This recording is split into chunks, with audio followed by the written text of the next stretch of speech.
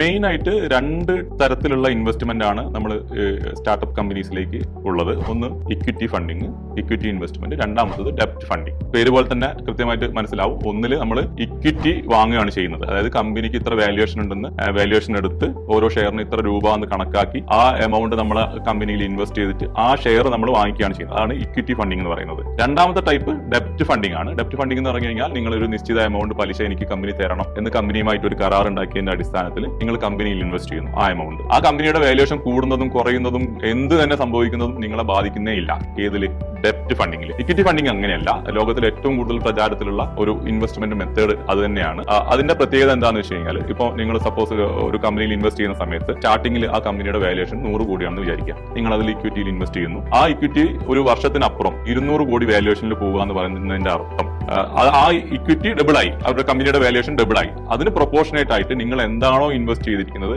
അതും ഡബിളായി എന്നാണ് അതിന്റെ അർത്ഥം വരുന്നത്. ഇതാണ് ലോകത്തിൽ ഏറ്റവും കൂടുതൽ ആളുകൾ പിന്തുടരുന്ന, കമ്പനീസ് പിന്തുടരുന്ന ഒരു ഇൻവെസ്റ്റ്മെന്റ് രീതി. ഏറ്റവും കൂടുതൽ റിട്ടേൺ കിട്ടാൻ പോകുന്ന ഒരു രീതി ഇത് തന്നെയാണ്.